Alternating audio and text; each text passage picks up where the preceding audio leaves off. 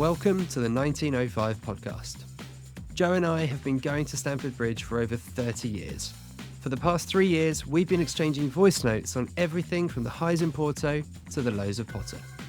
Each week, this podcast will take you inside our unfiltered thoughts on all things Chelsea, sharing our view from Gate 13 of the Matthew Harding stand. Let's hit the notes.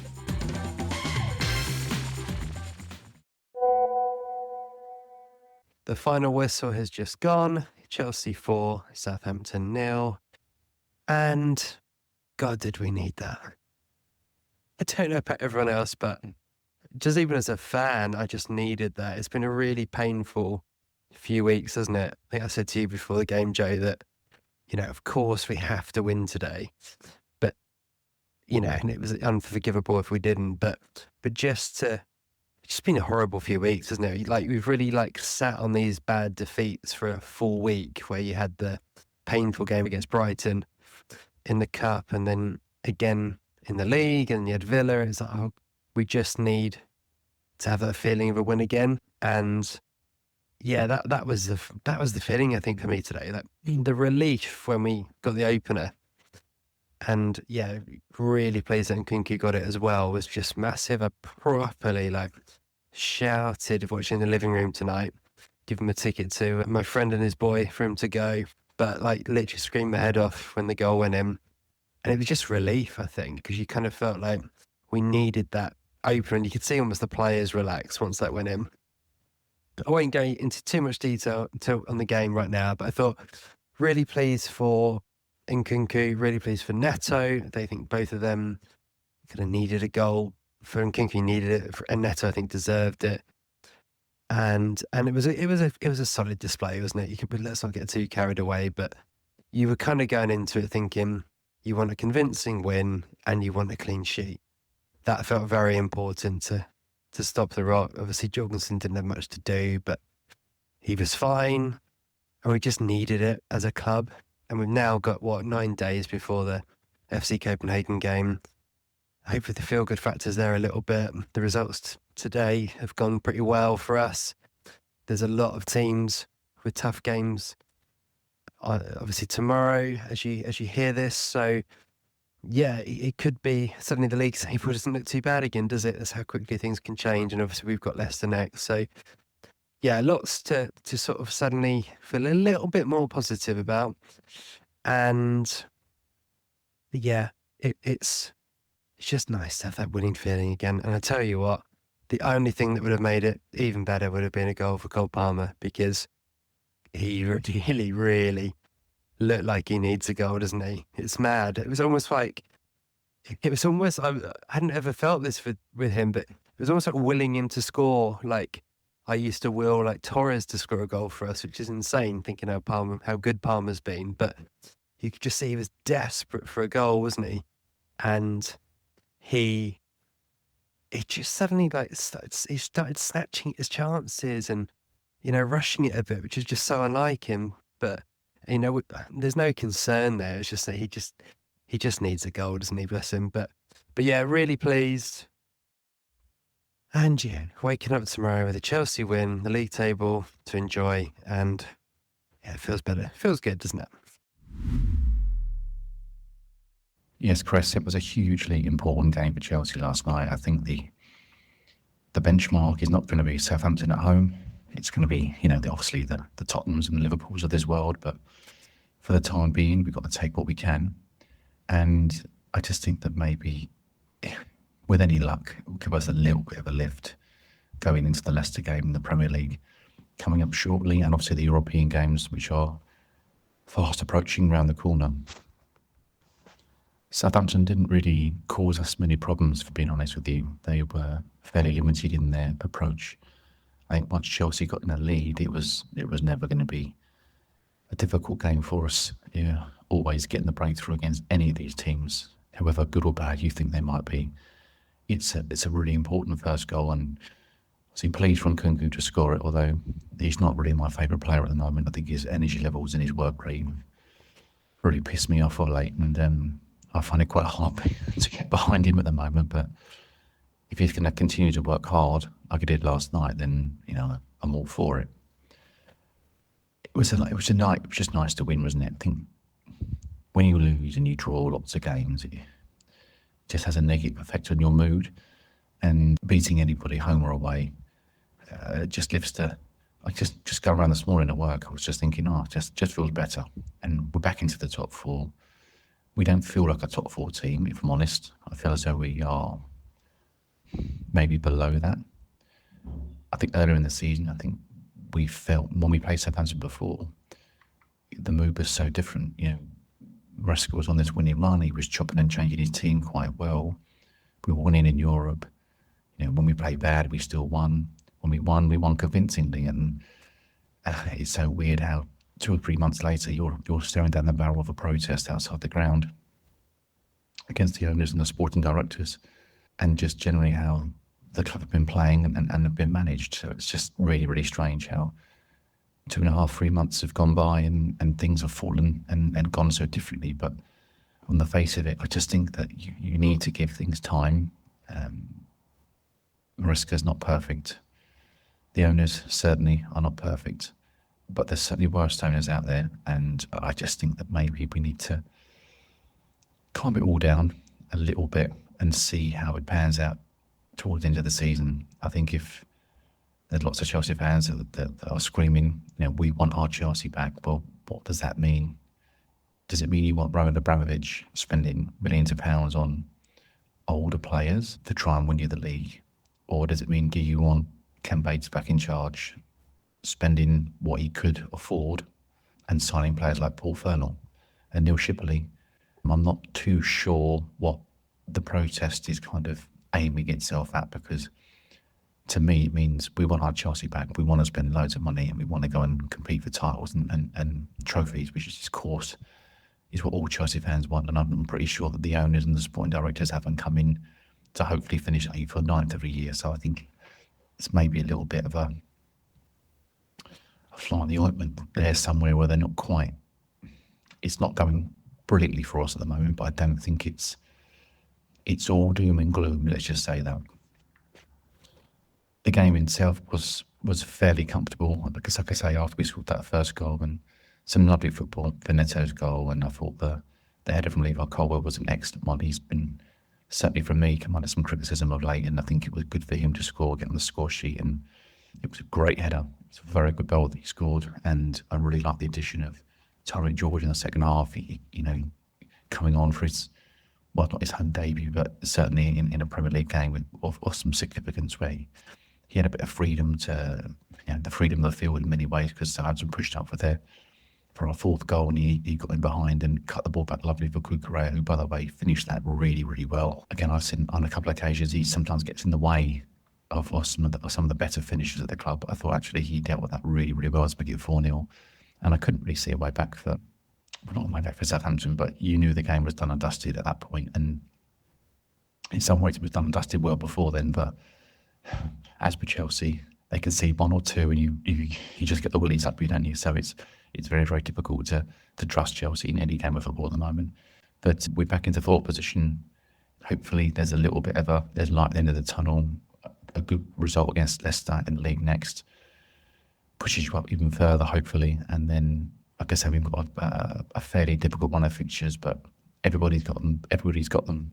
As we said, there's no easy games in the Premier League, and if we can manage to keep our head above water, there's definitely a chance we could finish in the top 4 or 5, but it's going to be a real scrape. And if they're going to continue to play like they are away from home, which is conceding lots of goals and giving up chances all the time, then they're going to find it a real struggle. If they can manage to turn the away form around a little bit, then they've got every chance. But I think it'll be a very exciting end of the season, that's for sure.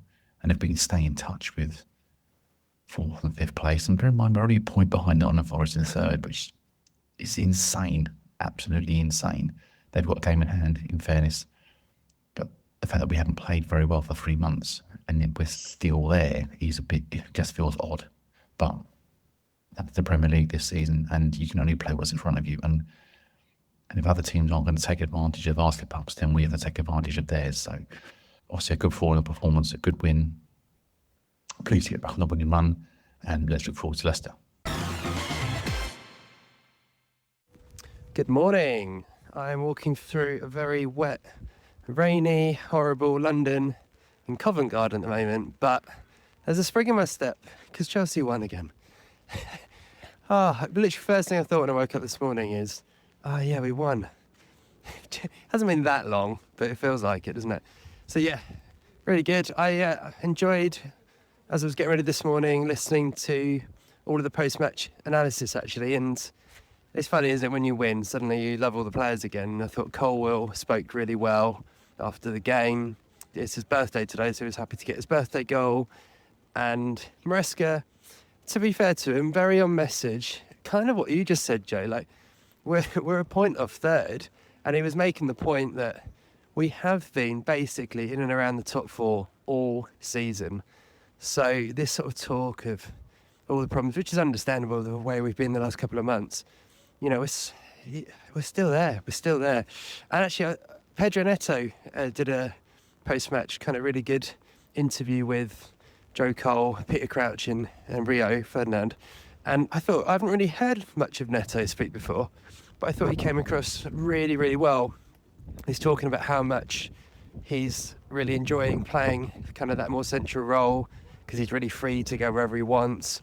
He used to play, I didn't know this, but in a front two when he played in Italy apparently, and so he's played there a little bit before.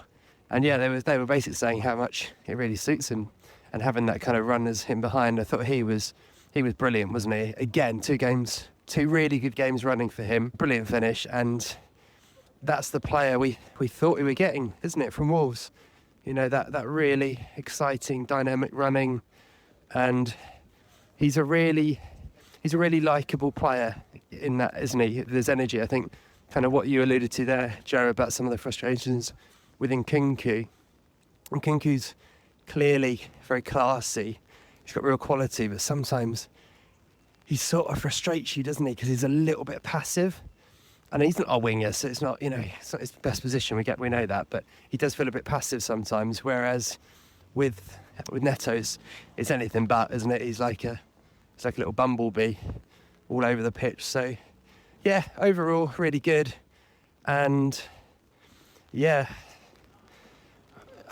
like I sort of alluded to before, when you win a game, you suddenly you hope you can start to build some momentum, right? And then those sort of tougher fixtures coming up don't look as bad because you kind of got a few wins behind you. So I think it's really important that actually it's quite good. We've got sort of 9 days until the next game in Europe. The players have that winning feeling at the training ground. Got to go and win in Copenhagen, come back, win against Leicester, and then you're just starting to build that little bit of headwind again, which I think we've seen probably in this very young, inexperienced group of players. Maybe that momentum thing is quite important, because once we lost it, there was no real leadership in the group to kind of, you know, get us back on track, if you like. So that was really good. Yeah, I'll let me talk to the protest part as well, because I think we can't ignore it, like you say, Joe. We're gonna talk shortly on the pod about the breakdown of really what money has been spent under the ownership group, which feels kind of very timely based on the protest.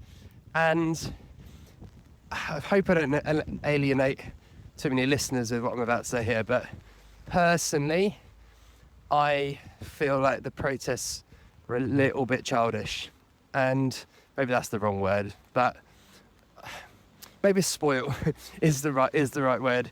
As a fan group, I think there's a few reasons that you have really good reason to protest, and they can be things like owners coming in and bleeding the club dry, which we've seen unfortunately in a lot of lower league clubs in England, where they've effectively gone out of business because really bad owners have come in, stripped the club of their assets, and ended up basically a club going virtually out of business.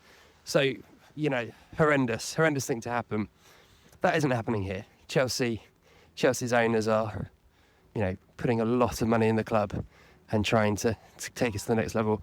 I think as a fans group, you can perhaps be angry if the club you don't feel has any ambition and doesn't care about what happens on the pitch, is more interested in the commercial model.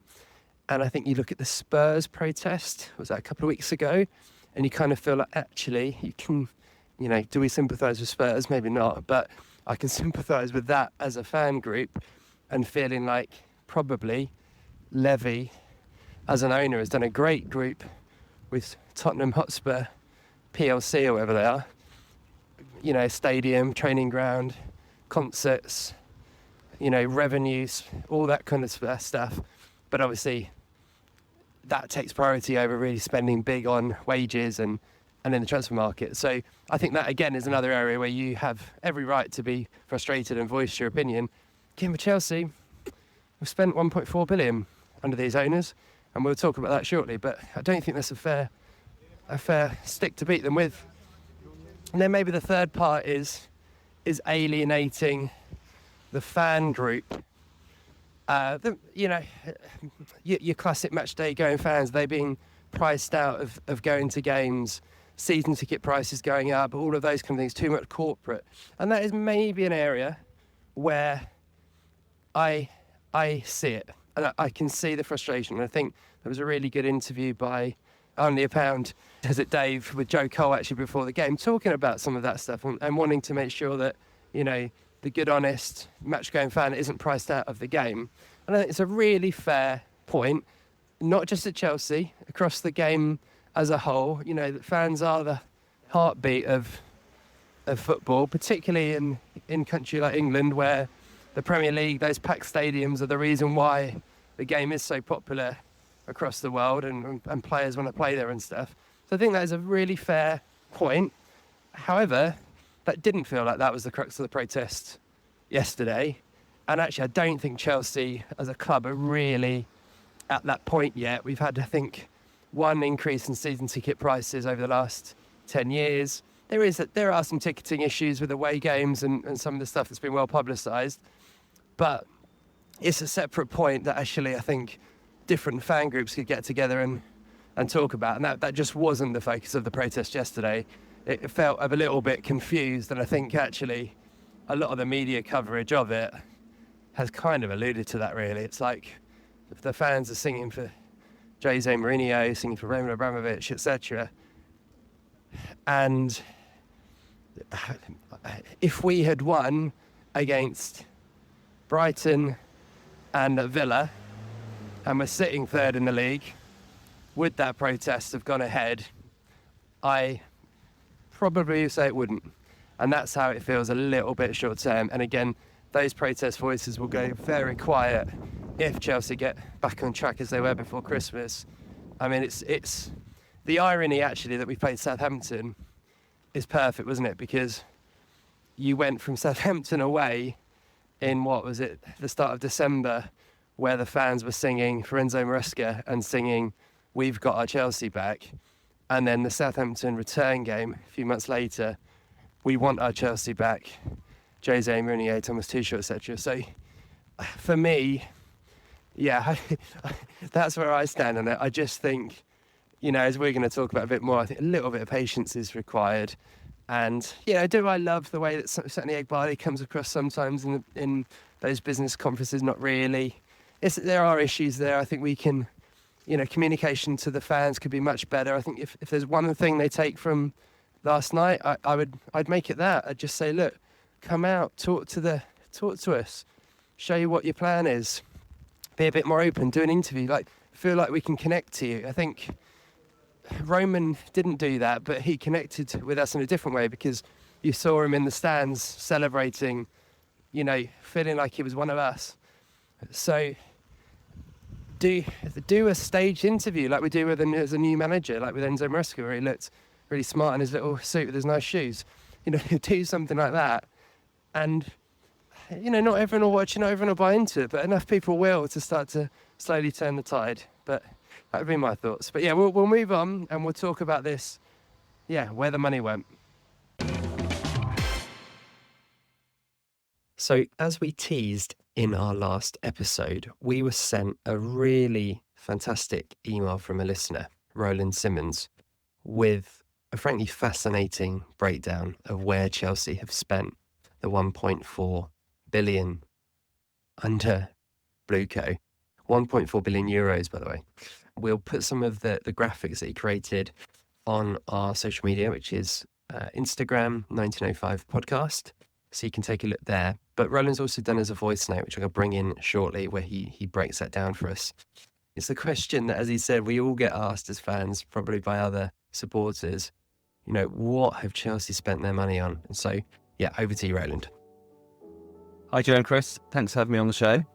Just a bit of background on me. I'm a lifelong Chelsea fan. I had a season ticket from 95 until 2021 and still follow the club religiously online, on TV, and very engaged with the fortunes and misfortunes of the team. Now, I've been doing a bit of analysis on the transfer spending since the takeover in 2022, which is the reason for the voice note today. I think it was inspired probably by just one too many non-Chelsea friends kind of taking the piss out of, 1.4 billion, where's all the money gone? And frankly, finding it quite hard to answer the question, because when you sign 42 players and spend that amount of money, it's not a very straightforward picture as to answer the question of where has the money gone. So let's try and do it here. In terms of the age of the signings, which is obviously something that we talk about a lot, of the 1.4 billion euros spent on transfers so far, just shy of 200 million has gone on development players. Now, you know what sort of players these are.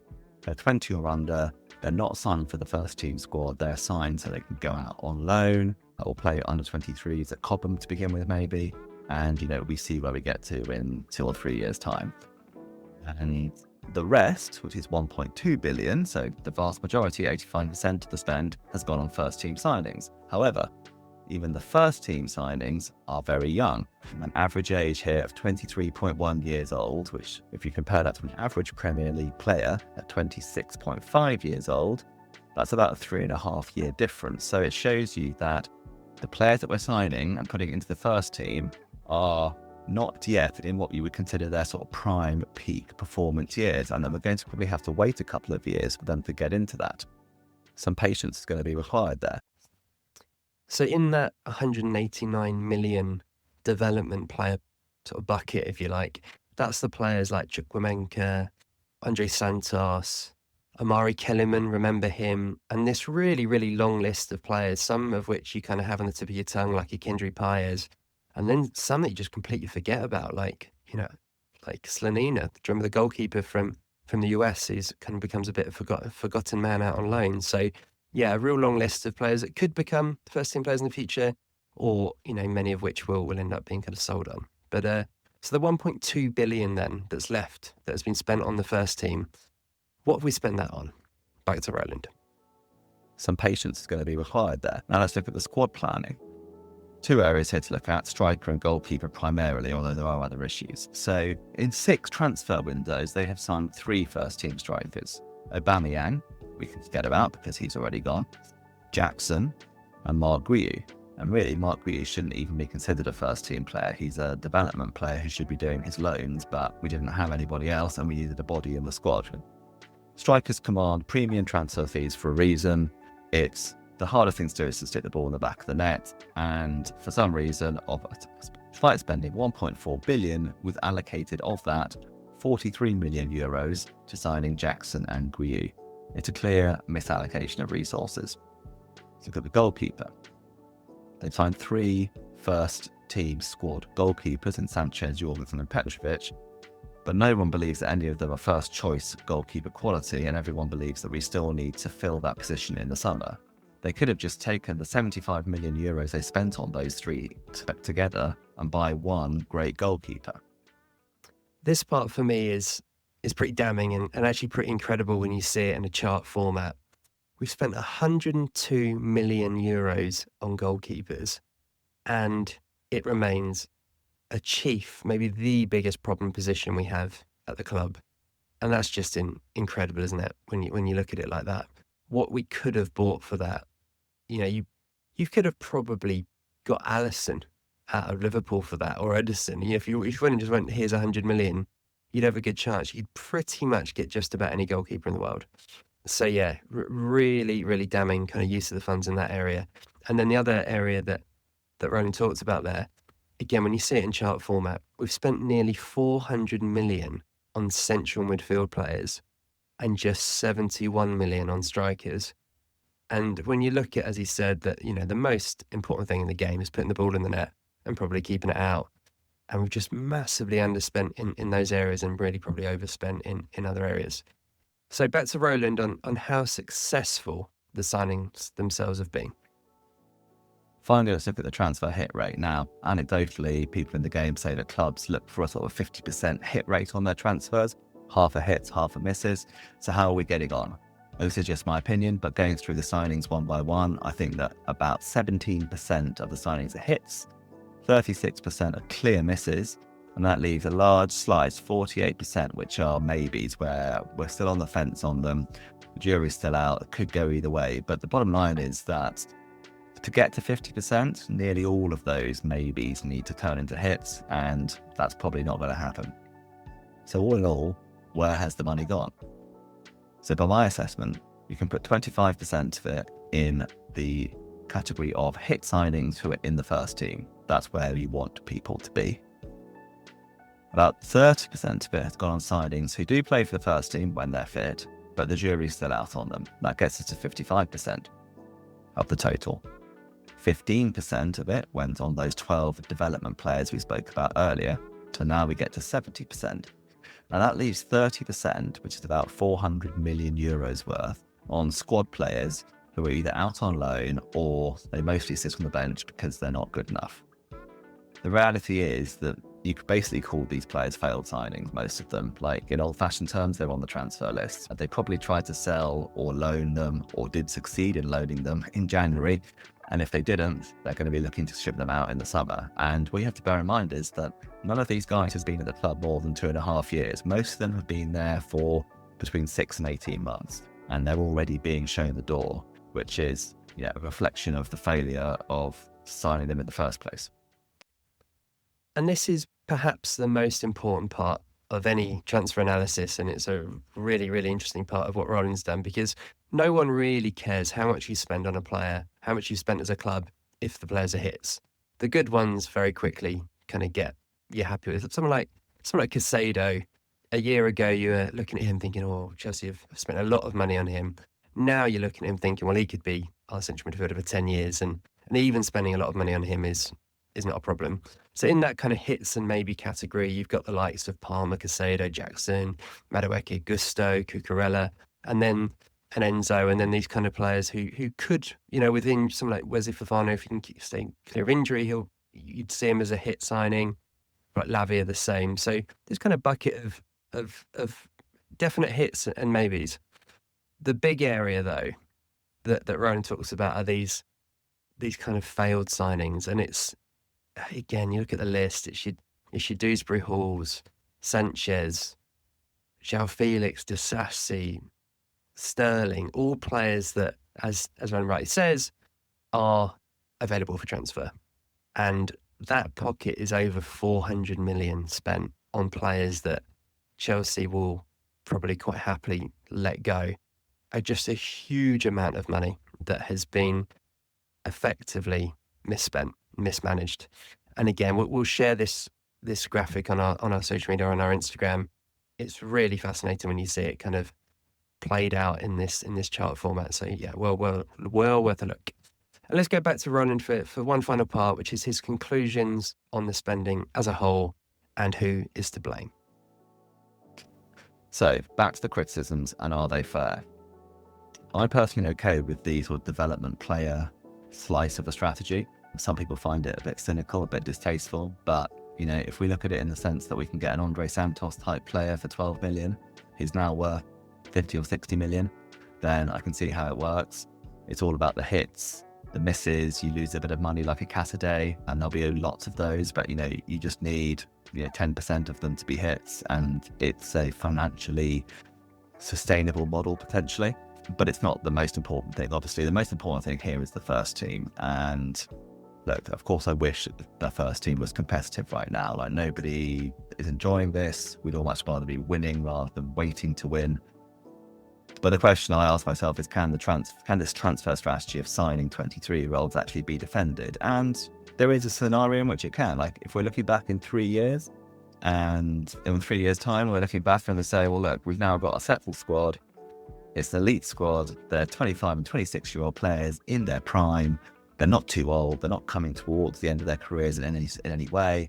We're adding 1 or 2 new players each summer just to keep things fresh. Like, that's basically kind of the sweet spot that every club wants to be in. And that's kind of the direction that I think the owners think that we're heading in. But that does all presuppose that we're investing our patience in the correct players, that we've signed the right players in the first place. And this is the nub of the issue. The owners set the strategy, and you can disagree or agree with that, but it is a defensible strategy. But the sporting directors are the ones who are hired to execute the strategy. And so far, they do not seem to be doing a good job at all. There are far too many misses in their transfers, very few hits, poor squad planning, and you only have to look at that 400 million euros of players that are effectively up for sale to know that they've made a lot of mistakes. Now, this isn't meant to be a character assassination of Stuart and Winstanley, but let's be clear. They're scouting recruitment type people from Brighton and Monaco. They've never done this job before. They're young and inexperienced for the role, and frankly, there's no actual evidence they're qualified to do this role right now. And I can defend the owners for wanting to recruit young players, but I can't understand why they'd want to appoint young sporting directors. Youth has no advantage in that position. It's not a time-limited career like a footballer or another athlete. If anything, age and experience and the reputation that you generate in the industry through that time is what counts. And I cannot for the life of me why they've entrusted 1.4 billion euros to a couple of guys who just don't have the track record to show that they would be able to handle that. So after all that, I do have 2 conclusions. The first one is not a surprise. The owners have hired the wrong sport directors, and they need to sort that out. When signings are being sold or loaned out or put up for sale within 1 or 2 years of being signed, it's because they were the wrong signings. It is failure. And given that, they are not doing what they're supposed to be doing in their jobs, and they should be replaced. The final conclusion is that we shouldn't get too downhearted here. For one thing, all that money has not been quote unquote wasted, as so many are fond of saying. Now, much of it, not all of it, but much of it can be recouped through player sales. So we can generate funds and go again to further improve the squad, but we have to do it right next time. So I would say that we haven't wasted money, but we have wasted time. This could have been a 2-year rebuild, but at this rate, it's going to take 4 or 5 years, because rather than just signing the right player in the first place, you signed the wrong player, and a year later you sell them, and then you've got to reinvest that, and it's just taking way longer than it should. So we need to get rid of these opportunistic signings that you just do because you can get them for a good price, like Jadon Sancho. All these weird PSR, deals that unlock a PSR sale, like this Joao Felix one. Like, just scout, target, and persuade, and be laser focused on the players that you actually want and that you need to create a winning team, and don't get distracted by stuff. Even if they're young, I don't think that bit's going to change in the strategy, but even if they're young and need a few years to hit their prime, like, that would be okay with me, as long as we're signing the right players and that we've got confidence and faith that if we invest 2 or 3 years of patience in these guys, they're going to be elite. And that's not the case at the moment. But it's not too late to course correct, as long as the owners do act quickly. The issue is that the fans, as we know, are losing patience. And the real issue here is that soon, some of our elite players, we don't have many of, like Cole Palmer and Caicedo, they're going to start to lose patience because they have a level of talent that deserves a better platform than what we're able to give them at the moment. Thank you again to Roland for emailing in and for sending us your thoughts. If anyone else wants to get in touch with the show, you can. It's hello@1905podcast.com.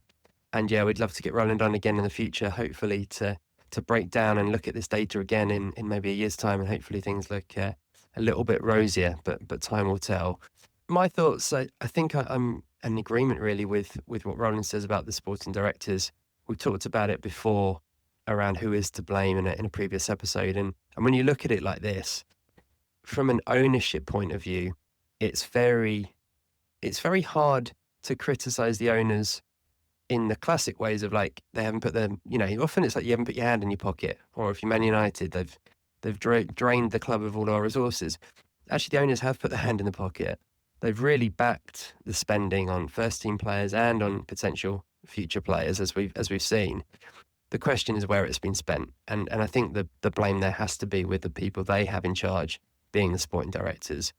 So it's clear to me, I'm in agreement with Roland where the problem lies. The question then is anything going to change? How ingrained are these guys at the club? How ingrained are some of these decision makers like Ben Roberts, who apparently has a big say on who we buy in the goalkeeper market and things like that? Are we just giving the wrong people with the, as Roland said, not enough experience, too much power at the club? It's a worry, isn't it? Because you can talk about changing the manager in the summer, and I'm sure if the season doesn't finish well, that's the kind of conversations that will be had. But effectively, the manager's only as good as the squad he's got in front of him to put out to a certain extent. And until we fix that, it's an ongoing problem that doesn't actually get fixed overnight. So, yeah, something to consider. And I'd love to hand over to Joe now for his thoughts on all of this. And yeah, Joe, would you be sacking the sporting directors tomorrow? Yes, the sporting directors, the pantomime villains of the moment. They're getting a lot of stick. They are getting a lot of stick. Is it fair? Is it correct? When I stand back and look at it from afar, I go, it's maybe a little bit unfair at this stage. If they've been tasked to bring in young players, and that is a board decision, then they are doing potentially the best they can do with what's out there. My biggest fear is that people are very quick to get rid of these people or try, or want them out. And then suddenly within 18 months to 2 years, a lot of those players have developed into world-class players. And you suddenly look a little bit stupid, and nobody ever mentions the sporting directors ever again because the team's doing well. For the first 6 months of this season, or certainly the first maybe 4 months of this season, things were going brilliantly well. There was no mention of the owners. There was no mention of the sporting directors. It all went very quiet because Chelsea were playing well and they were winning. Suddenly they've started to lose a few games, and it looks very, very, hazy, doesn't it? It's foggy. There's a big black cloud over us, and we can't seem to shift that at the moment. I think if they picked up some wins, which they probably should have done, they could have won at the weekend, I think. And there's games we should have beaten Palace, and we should have beaten Fulham, and we should have beaten some of these sides that we ended up drawing or losing to. We just potentially mismanaged the game at a certain time, or there just wasn't enough experience in the team to see the game out. But is it a massive sporting director issue? They are clearly culpable for certain signings. They are culpable for the amount of money that's spent. So the way I see it is they find a player, they say to the board, look, let's just say Caicedo, we think he's great, we think he fits everything we want us, the team to do. Maresca will love him, blah, blah, blah, blah, blah.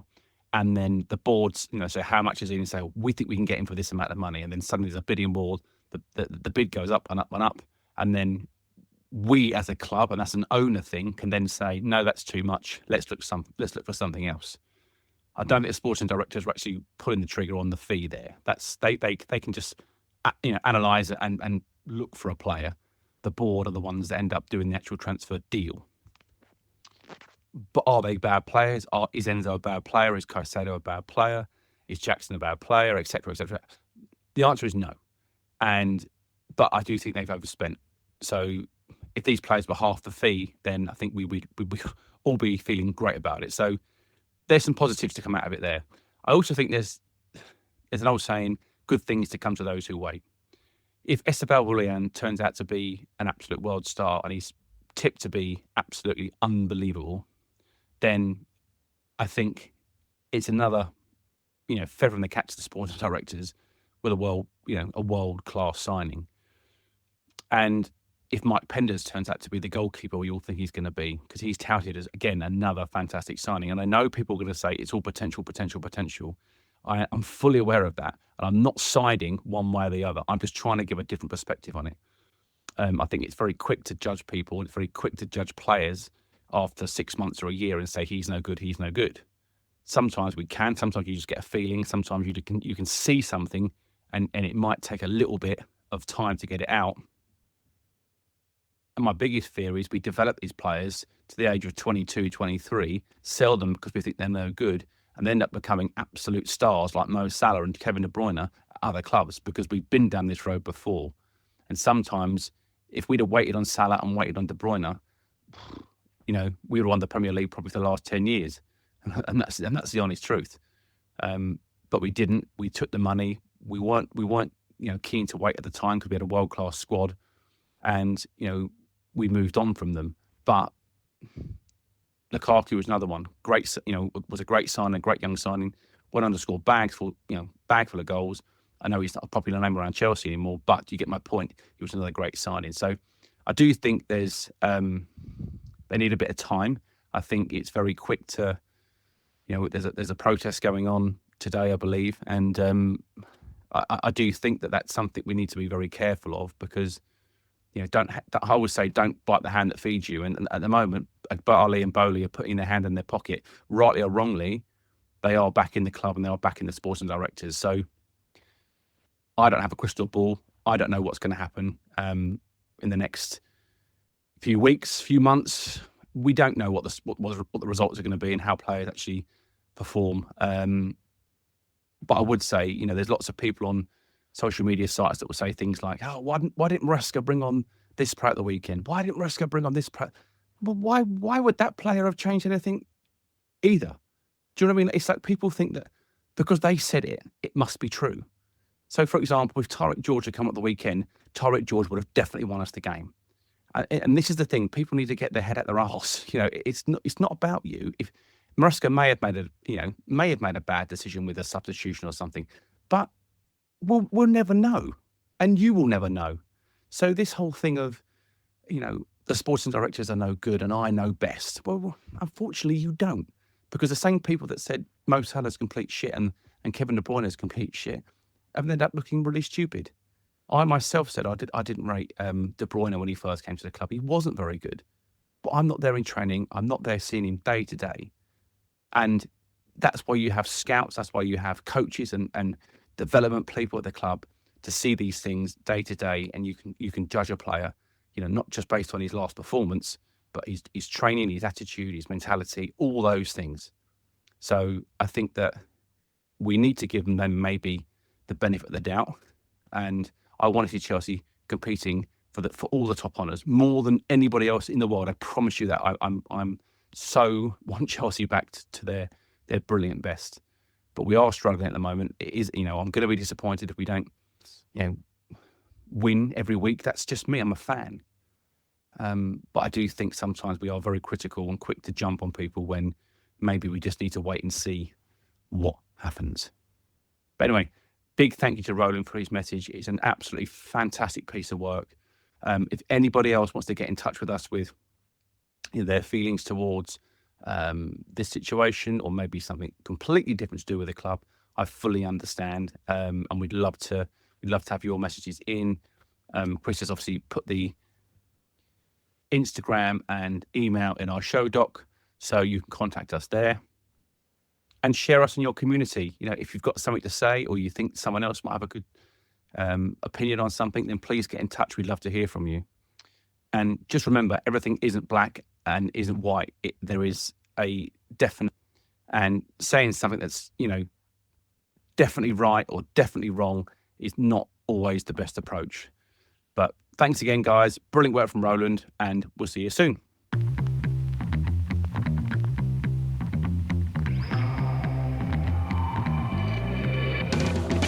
Those were the Chelsea notes for this week. If you enjoyed the podcast, do us a favour and share it with a fellow Blue. And we'd love to hear your thoughts, so leave us a review wherever you're listening. Wherever you may be, stay carefree, and remember, every little thing's gonna be alright.